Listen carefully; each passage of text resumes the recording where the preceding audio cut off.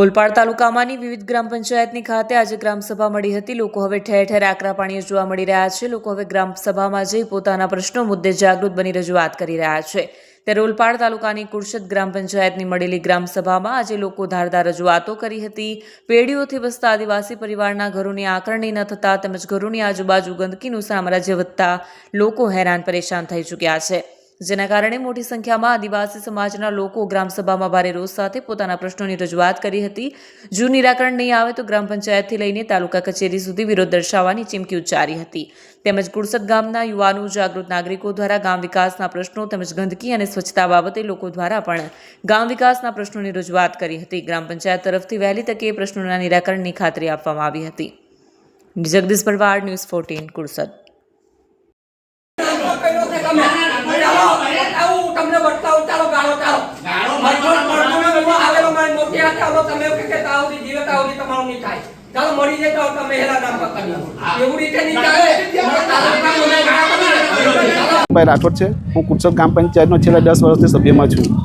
અમે ઘણા વર્ષોથી અમારા આવાસ માટે, અમારા હરપડી સમાજના ઘર માટે ઘણા વર્ષના આકારણી માટે અમે પ્રયત્ન કરતા છતાં પણ આજ દિન સુધી અમારા હરપડી સમાજના છેલ્લા 40 થી 45 વર્ષ સુધી હરપડી સમાજના લોકો રહે છે, ગરીબ ઝૂંપડી મંડીમાં રહે છે અને આજ દિન સુધી પંચાયતમાં વારંવાર રજૂઆત કરવા છતાં આજ દિન સુધી અમારા આવાસ હરપડી સમાજના આવાસ નામે કરવામાં આવ્યા નથી। અને આજે પણ અમે ગ્રામસભામાં એ જ પ્રશ્ન ઉઠાવ્યો છે કે અમારા ઘર અમારે આકારણી અમારા નામે કરવામાં આવે ને જેથી કરીને અમે એનો કોઈ સરકારી લાભ ઉઠાવી શકીએ।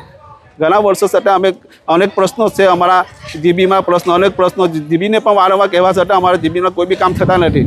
સરપંચને કહેવા જાય તો સરપંચને પંચાયતમાં કહે તો આવવાના છે, બસ એક જાતના બહાના બતાવે છે, બીજા કોઈ કામ થતા નથી। ઘરની તો અમે એટલી બધી સમસ્યા છે કે અમારા ઘણા લોકો તો એવા ઝૂંપડામાં રહે છે કે એમના મકાનો હજુ નામે જ નથી, પણ નામે આંકણીમાં જ થયા નહીં તો બાંધવા કઈ રીતે, એ જ ઘણો પ્રોબ્લેમ છે। પંચાયતમાં ઘણી વાર કહેવા છતાં પણ અમારા ઘર આંકણી પણ થતા નથી। એ જ અમે આ ગ્રામસભામાં આજે મુદ્દો લઈને આવ્યા છે અને લેખિતમાં અરજીયાત કરી છે અને મૌખિકમાં વાતચીત કરી છે। જો અમારા 15 દિવસમાં નિકાલ નહીં આવે તો અમે પંચાયતમાં 1 દિવસનો ધરણા કરવાના છે અને પંચાયતમાં જો નિકાલ નહીં આવશે તો અમે આખો ટેમ્પો ભરીને મામલતદાર કચેરીએ આવેદનપત્ર આપવા માટે જવાના છે।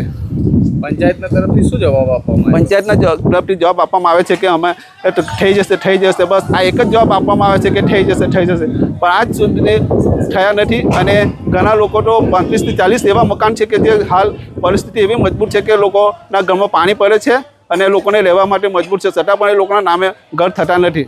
બસ આ છે। પંચાયતવાળા વારંવાર એમ છે કે થઈ જશે, અમે આગળ રજૂઆત કરી છે, આગળવાળા કંઈ કરતા નથી, એવી વારંવાર જવાબ મળે છે મને। મારું નામ અન્નુબેન છે। અમારા કુરશદ ગામમાં કેટલા વર્ષોથી અમે રહીએ છીએ, અમારા ઘર હજુ નામે કરતા નથી।